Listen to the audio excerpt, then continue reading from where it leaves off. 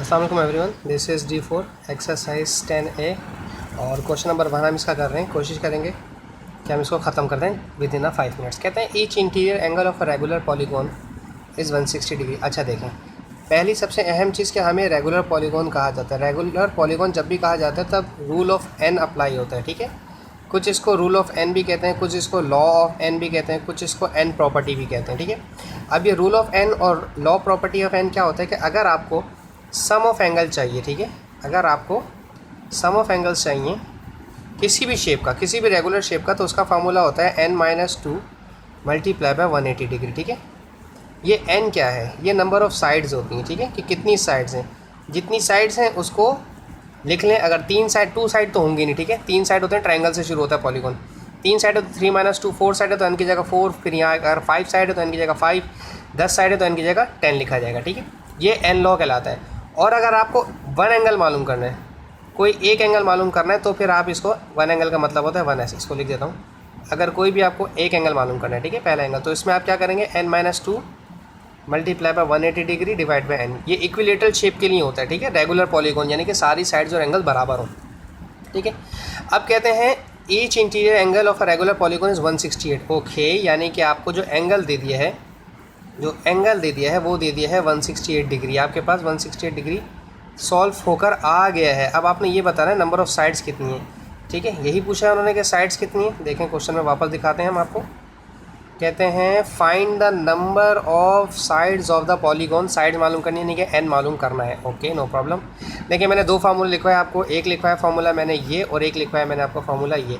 ये तब इस्तेमाल करते हैं जब सम ऑफ एंगल दिया हुआ हो, लेकिन अभी हमें सम ऑफ एंगल नहीं दिया हुआ, हमें एक एंगल दिया हुआ है। देखें यहाँ पर जो 168 है ये एक एंगल, तो हम ये वाला फार्मूला इस्तेमाल करेंगे नंबर 2 वाला, ठीक है। तो फार्मूला ये है हमारे पास एंगल के लिए, ये x लिख देता हूँ, n-2 मल्टीप्लाई बाय 180 डिग्री, ठीक है, और होल डिवाइडेड बाय n जो कि नंबर ऑफ साइड है, जो कि x है हमारा। ये जो x है हमारा, इसकी जगह मैं लिखूँगा 168 क्योंकि ये आंसर ऑलरेडी आ चुका है, ठीक है। और ये n डिवाइड कर रहे हैं, यहाँ अगर इससे मल्टीप्लाई करवाता तो 168 n हो जाएगा, ठीक है।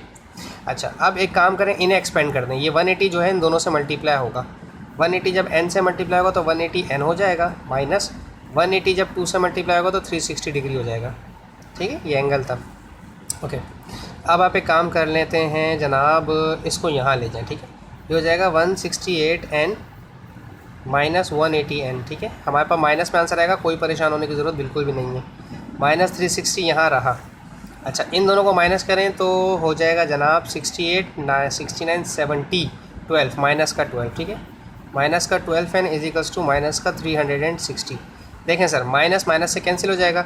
ये 12 मल्टीप्लाई करवा रहा है, 360 के पास जाएगा तो वहाँ जाकर डिवाइड करवाएगा, क्योंकि एक चीज़ मल्टीप्लाई करती है तो दूसरी तरफ जाके डिवाइड करती है। 12 1 12, 12 3 36 और 0 का 0, तो 30 साइड्स हैं शेप्स की। ये जो शेप आपको हमने रेगुलर पॉलीगॉन दिया हुआ है इसकी 30 साइड्स हैं, ठीक है। अच्छा, ये इसका पार्ट हो गया क्वेश्चन। अब हम इसको थोड़ा सा नीचे कर देते हैं, इसको यहाँ से हटा देते हैं, तो फिलहाल थोड़ी देर के लिए यहाँ साइड में रखते हैं। अच्छा, अब इसे दोबारा देखते हैं। अब इसका पार्ट भी देखते हैं। कहते हैं in a regular polygon each interior angle अंदर वाला एंगल है, ठीक है, किसी भी शेप के अंदर वाला। रेगुलर पॉलीगॉन मुझे नहीं पता कौन सी पॉलीगॉन शेप, ठीक है, इस 160 greater than the exterior angle. बाहर वाले के मुकाबले में अंदर वाला एंगल, मैं एक शेप बना के देखा हूँ, मुझे नहीं पता किस किस्म की शेप और किस किस्म की बनेगी, मुझे नहीं पता, इसलिए मैंने ऐसे नॉर्मली से एक शेप बना के यहाँ रख दी है। अब इसकी 5, 8, 9, 10, 15, 20 साइड मुझे कुछ नहीं पता अभी। कहते हैं इसका एंटीरियर एंगल होगा भाई साहब ये वाला, ठीक है। और एक्सटीरियर के लिए आपको एक एक्सटेंड लाइन बनानी पड़ती है, ठीक है, ये अलग से बनेगी, ये एक अलग से कंस्ट्रक्शन होगी, इसका ताल्लुक हमारा इस शेप के साथ नहीं होता बिल्कुल भी, ठीक है। ये इंटीरियर एंगल है हमारा। Interior angle is 160 greater than the exterior angle. Exterior angle नहीं पता तो उसको लिख लो 160, सॉरी x लिख लो, उसको माफ़ कीजिएगा, 160 नहीं, x लिख लो। एक्सटीरियर एंगल नहीं पता, उसकी जगह लिख लो x, ठीक है। और अंदर वाला जो एंगल है, जो ये है मेरा, जहाँ मैं ये एरो बना रहा हूँ, ये अंदर वाला एंगल इंटीरियर कहलाता है। ये 160 ज़्यादा है, 160 डिग्री ज़्यादा है।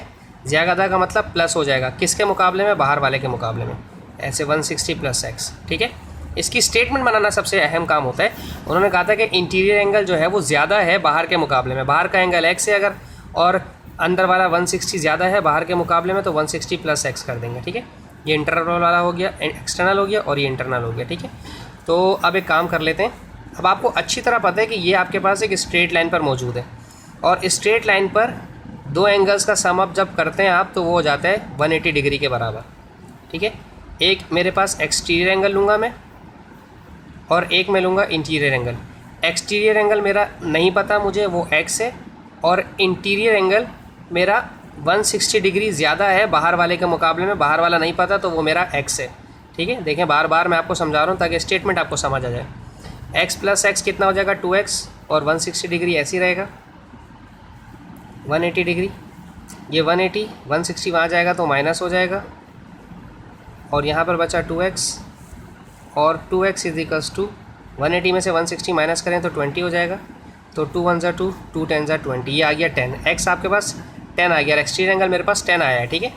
एक्सटीरियर एंगल मेरे पास 10 आ गया, ठीक है। अच्छा, अभी काम क्या पूछा है उन्होंने, find the number of sides, sides पूछिए, पॉलीगॉन की साइड्स पूछिए, ठीक है। तो एक काम कर लेते हैं, अगर मैं यूँ करूँ कि मेरे पास ये x10 आया है जो कि एक्सटीरियर है, ठीक है, और अगर मैं इंटीरियर की बात करूं तो इंटीरियर मेरा हो जाएगा 160 डिग्री प्लस x, तो ये हो जाएगा 170 डिग्री, ठीक है ना। 160 में 10 ऐड कर दूंगा तो 170 डिग्री हो जाएगा, ये एक आ गया। तो फिर से वही formula, x is equals to n-2 multiply by 180 degree upon n, सही है। x मेरा 170 डिग्री ऑलरेडी है, वो n यहाँ आ जाएगा।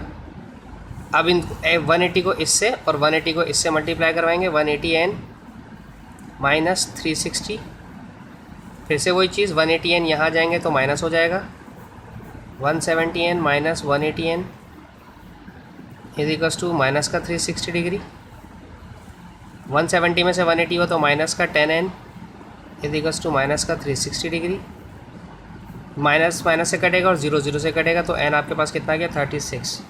ओह वाओ, 36 साइड्स हैं भाई इसकी शेप की, ये अच्छा सवाल था ये, ठीक है।